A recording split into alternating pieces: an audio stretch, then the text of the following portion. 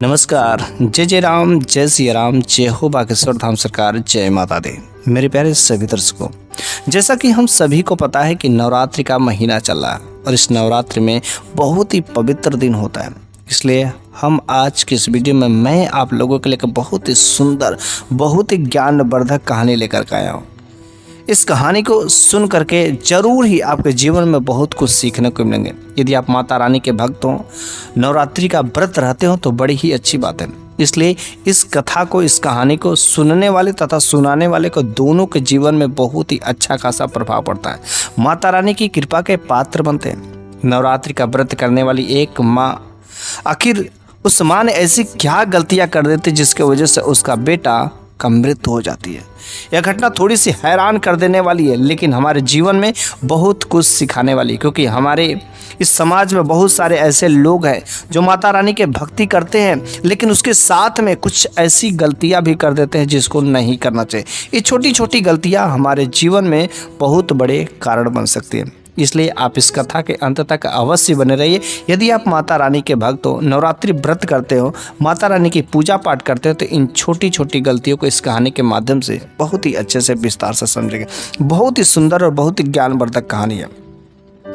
तो एक बार की बात है कि एक गांव में एक छोटा सा परिवार था, जिस परिवार में एक पति, पत्नी और उसका एक छोटा सा बच्चा, जिसका उम्र लगभग 5 या 6 साल के आसपास में। पति जो है अच्छी खासी कंपनी में काम करता था। उसके पास में कभी पैसे की कमी नहीं थी। धन दौलत ऊपर वाले ने सब कुछ दिया था। और जो उसकी पत्नी थी वो अपने बच्चे के ही खिलाने में, पिलाने में, सेवा में, पालन पोषण करने में हमेशा व्यस्त रहती थी। भगवान उसे कभी किसी चीज़ की कमी नहीं थी। लेकिन दोनों जो पति पत्नी थे माता रानी के बहुत बड़े भक्त थे।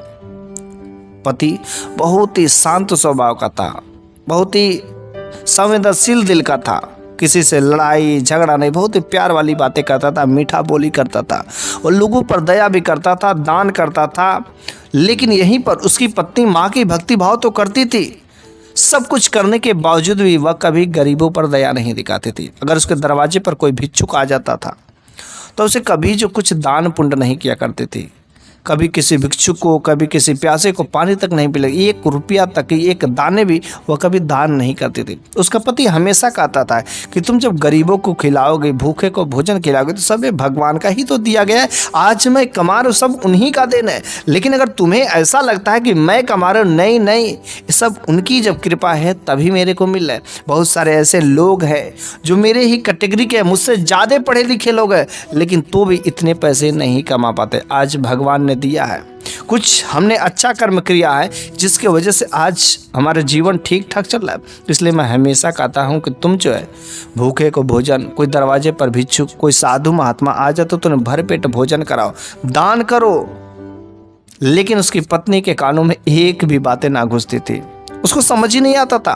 वो कहती थी कि हाँ, मैं फ्री में दे दूं इन लोगों को, अरे ये सब भी जाए कमाए, ये लोग एक धंधा बना लिए हैं, मांगने का एक है वो है। अरे ठीक है, कुछ लोग होते हैं जो इसको धंधा बना लेते हैं, लेकिन अगर हमारे दरवाजे पर कोई साधु महात्मा आ जाता है ना, कोई साधु महात्मा, कोई जरूरतमंद, कोई भिक्षुक अगर आता है, अगर वास्तव में लग रहा है कि हाँ वो भिक्षुक है और उसे ज़रूरत है, तो हमें हिचक उसे दे देना चाहिए। अब वो उसका क्या करता है ये हमारी जिम्मेदारी नहीं, ऊपर वाला तो देख रहा है ना। बस इसलिए हम लोगों को भी हमेशा कोई भिक्षुक को, कोई साधु महात्मा को, कोई भी दरवाजे पर आता है, और इस खास तरीके से नवरात्रि के समय में तो किसी को भी दरवाजे से खाली हाथ नहीं लौटाना चाहिए। लेकिन उसकी जो औरत थी, उसकी पत्नी, तो उसकी पत्नी के कानों में एक भी बात नहीं घुसता था। और एक बार गजब की बात तब हो जाती है कि जब उसके दरवाजे पर एक जो साधु महात्मा आते हैं और भगवान के नाम पर कुछ मांगने को कहते, बस वो औरत काफ़ी गुस्से में जाती है और उस लोगों से कह देती, करे क्या आप लोग ये धंधा बना के रख लिए हैं? अरे यहीं पर कुछ काम करते तो 2-4 पैसे मिलते, फ्री के आते हैं क्या? ये सब जो है कह करके उस साधु महात्मा को वहां से भगा देती है। लेकिन वह साधु महात्मा बड़े ही निराश होकर के वहां से चले जाते हैं। उसका छोटा सा बच्चा इस सारा का सारा दृश्य देख रहा था। उसकी माँ बहुत ही कड़क थी। वह कभी कभी बेटा जो सोचता था कि मैं माँ से बोलूँ, माँ उन्हें कुछ दे दो, उन्हें कुछ भोजन खिला दो, लेकिन वह डर जाता था, शायद मेरी माँ मेरे को मारने लगेगी, शायद मेरी माँ मेरे को डांटने लगेगी। और नहीं तो जब उसका पति कुछ कहता, करे क्यों लोगों के साथ ऐसा बर्ताव करते, थोड़ा बहुत दे देती तो क्या हो जाता। लेकिन उन्हें भी वह जो है पत्नी उनके डांट करके चुप कर देते थे। बेचारा थोड़ा उसका पति, क्योंकि हर पति घर में तो बिल्ली ही बना रहता, उसे जुबान नहीं लड़ाता और वह अपनी वाली करती रहती।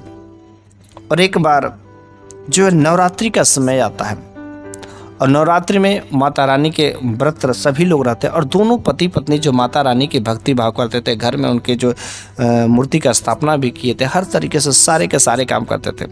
और इस बार जब जो नवरात्रि का समय आता है तो छोटे बच्चे ने कहा कि मम्मी इस बार जो है हम भी 9 का 9 दिन जो है माता रानी के व्रत रहेंगे, क्योंकि आप लोग भी रहते हैं और हम भी जो माता रानी की भक्ति भाव करते हैं, क्योंकि माता रानी का भक्ति भाव करने में बड़ा सुकून मिलता है। मुझे ढेर सारी पढ़ने की विद्याएं मिलेगी, माता रानी से ढेर सारी मैं मनोकामनाएं मांगूंगा, सारी के सारी माता रानी देंगी। आप लोग भी तो मांगते हैं, आप लोग भी पूजा पाठ करते हैं, हम भी करते हैं, लेकिन इस बार मम्मी हम व्रत रहेंगे, व्रत करेंगे पूरा का पूरा 9 दिन।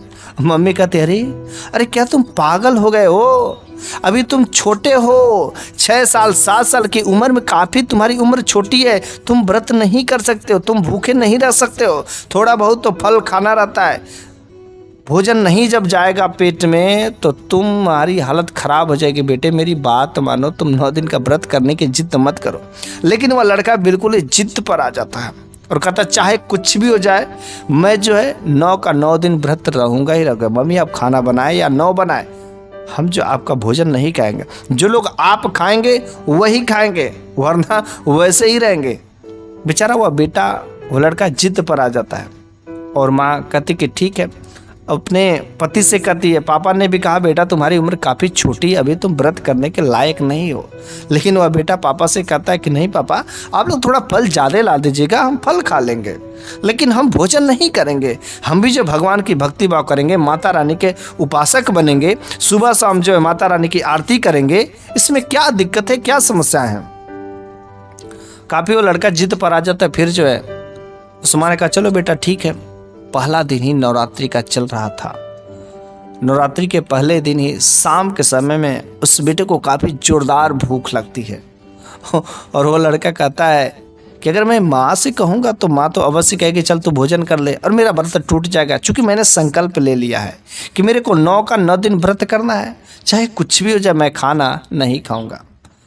माँ से कहा कि माँ अगर कुछ फल हो तो दे दो। तो कुछ केले अंगूर थे, वह लड़का गया और कुछ केले अंगूर खाया, थोड़ा सा कुछ सुकून मिला। शाम के समय में माता रानी की आरती की, सच्ची श्रद्धा भाव से सब कुछ किया। अगले दिन सुबह उठा, लेकिन जब सुबह उठा तो फिर से उसे काफ़ी ज़ोरदार भूख लग जाती है। अब हर दिन तो वैसे ही खाना खा लेता था, लेकिन अब तो भगवान की भक्ति भाव कर रहा, माता रानी का व्रत है, उपासक बन चुका है ना, इस वजह से सुबह तो बिना स्नान ध्यान किए, बिना पूजा पाठ किए आप कुछ भी नहीं कर सकते।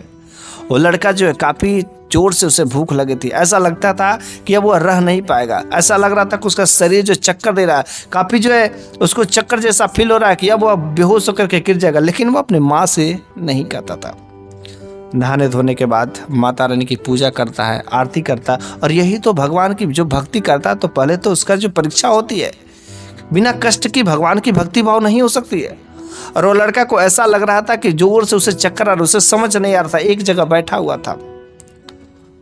तब तक जो दरवाजे पर किसी की दस्तक होती है, दरवाज़ा खटखटाया जाता है, और जब वह दरवाज़ा खटखटाया जाता है तो वह महिला, उसकी माँ जो जाकर के दरवाज़ा खोलती है, और उसका पति तो बाहर चला गया था काम करने, चूँकि वे लोग भी व्रत रहते हैं, लेकिन उन लोगों की आदत हो गई थी और कैसे क्या करना है, बड़े लोग थे।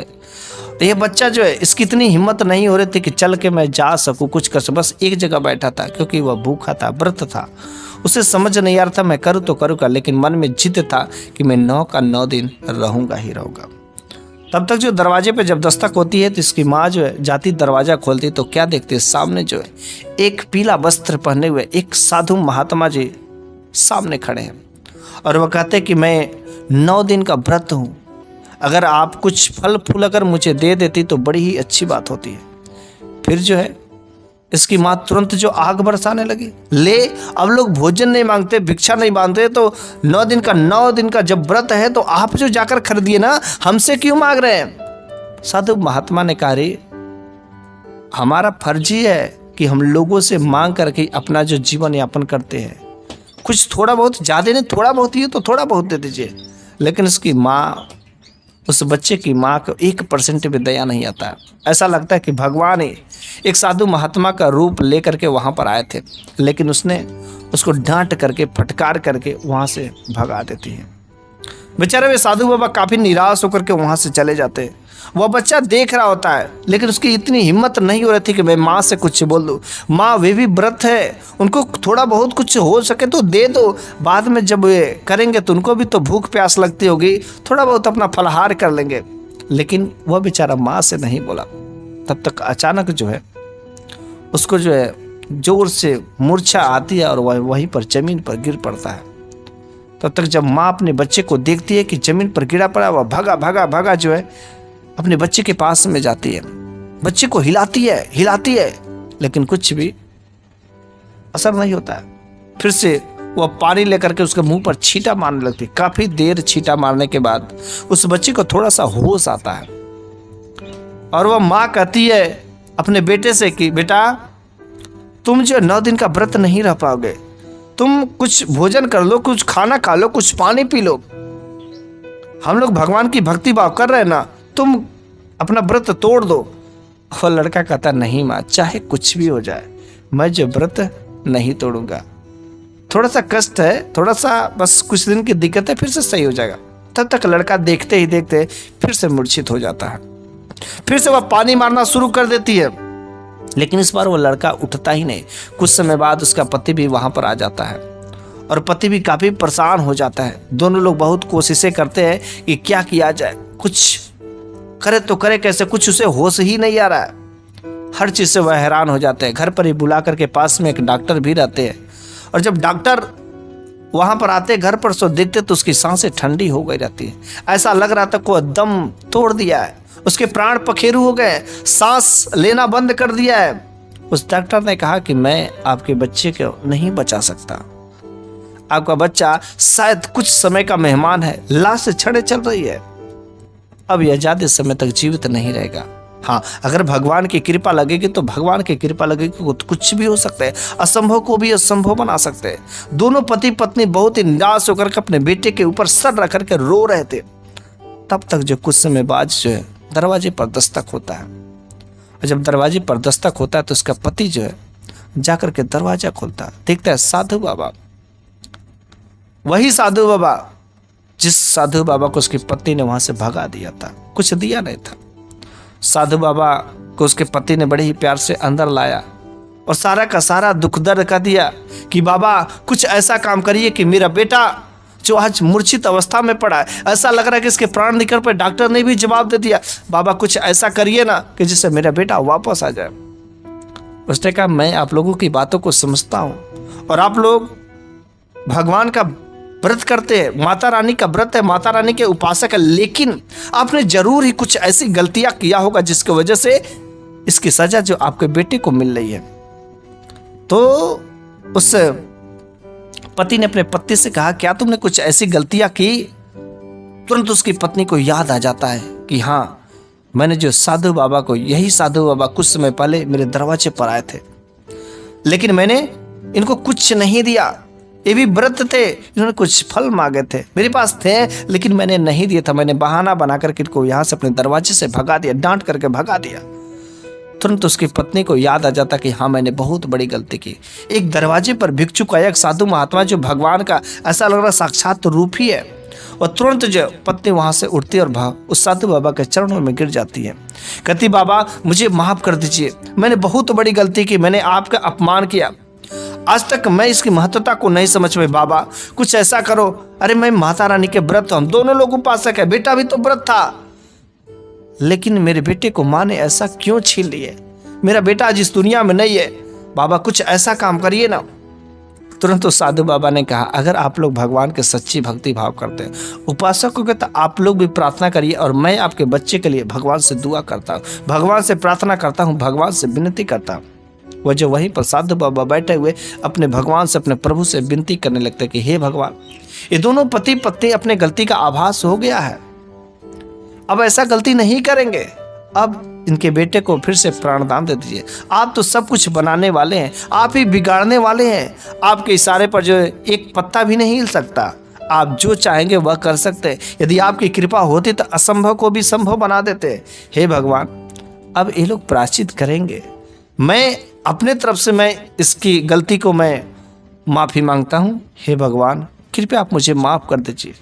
ऐसे कह करके ऐसा वे दोनों जब पति पत्नी साधु बाबा की बातों को सुनते तो ऐसा लगता है कि वे उनको कष्टों को अपने कष्ट ले लिए, उनके दुखों को अपना दुख ले लिया। और वास्तव में जब कोई भी व्यक्ति जो भगवान की सच्ची भक्ति भाव करता है ना, तो भगवान अपने भक्तों के कष्ट को अपना कष्ट मान लेते हैं। और ठीक ऐसा ही उन साधु बाबा ने उनके सारे के सारे कष्टों को अपने ले लिया। वह जो रो रहे, गिलगिला रहे और भगवान से विनती किए जा रहे कि भगवान बस इस बच्चे को एक बार प्राणदान दे दो। ये मेरे को पता है कि जो इस दुनिया में चला जाता है तो फिर से वापस नहीं आता, लेकिन यदि आपकी इच्छाएं रहती है तो कुछ भी हो सकता है। हे भगवान, आज तेरी भक्त की परीक्षा हो रही है, बस इसे फिर से पुनर्जीवन दे दे। और कुछ समय बाद अचानक उस बच्चे की आंख खुलती है और वो अपने माँ के गले से लिपट जाता है और कहती है, और वो बच्चा कहता है कि माँ, तू जानती हो क्या गलती की है? तूने साधु बाबा को जो है निंदा की, उपासना की है, तुमने उनका अपमान किया है, उन्हें भोजन नहीं दिया, उन्हें कुछ फल नहीं दिया, और आज ऐसा लग रहा है कि मैं उन्हीं साधु बाबा के वजह से आज मैं जीवित हूँ, आज मेरे को प्राणदान मिला है। और वह बच्चा बिल्कुल ही तंदुरुस्त हो गया रहता है, ऐसा लगता है कि उसे कुछ हुआ ही नहीं था, बिल्कुल ही ठीक ठाक हो गया, उसका भूख प्यास सब खत्म। और इस तरीके से वह बच्चा फिर से उसको प्राणदान मिल जाते हैं। फिर से वह साधु बाबा को दोनों पति पत्नी अच्छे से बैठा करके फलाहार कराते हैं, दही दूध खिलाते हैं। फिर से उस साधु बाबा को अच्छे खासे कपड़े पहना करके दान करके घर से विदा करते हैं। और उसके बाद से उसकी पत्नी कभी दोबारा जो दरवाजे पर अगर कोई भिक्षुक आ जाते, कोई याचक आ जाते, कभी वह बदनाम नहीं करती है, कभी उनकी बेइज्जती नहीं करती थी, बल्कि भली बात इज्जत करके उनको जो कुछ चाहिए था वह देती थी। और इस तरीके से हम लोगों को भी अगर कोई हमारे दरवाजे पर भिक्षुक आ जाता है, याचक आ जाता है, खास तरीके से नवरात्रि के समय में, तो समझ जाइएगा भगवान का कोई हो सके रूप हो, आपकी परीक्षा लेने के लिए आए हैं। लेकिन हाँ, भगवान के अगर भक्ति भाव करेंगे, आप भी व्रत करेंगे, भगवान की उपासना करेंगे, माता रानी से प्रेम करेंगे, तो अवश्य माता रानी आपकी हर विनती को सुनेंगे, हर प्रार्थना को पूरा करेंगे। बस आप इन छोटी छोटी गलतियों को भूल से भी मत करना, वरना माता रानी की जब बद्दुआ लगेगी तो आपका कुछ भी नहीं भला हुआ है, बने हुए काम भी बिगड़ जाएंगे। लेकिन अगर उनकी कृपा होती है तो बिगड़े हुए काम को भी बनने में समय नहीं लगता है, अचानक जो धन की बारिश होना शुरू हो जाती है। इसलिए हम सभी लोगों को माता रानी की भक्ति भाव करना चाहिए। नवरात्रि का समय है, 9 का 9 दिन प्रेम से माता रानी की भक्ति भाव करें, आरती करें, भजन करें और उनका जयकारा भी मनाना चाहिए, और माता रानी की कृपा अवश्य हमारे जीवन पर पड़ेगी। तो बस आज के इस वीडियो में मेरी यह कहानी यहीं पर समाप्त हो जाती है, लेकिन इस कहानी के माध्यम से ज़रूर ही आप लोगों को अपने जीवन में कुछ ना कुछ तो सीखने को ही मिलेगा। इसलिए आप कमेंट बॉक्स में जय माता दी, जय माता रानी ज़रूर ही लिखिएगा।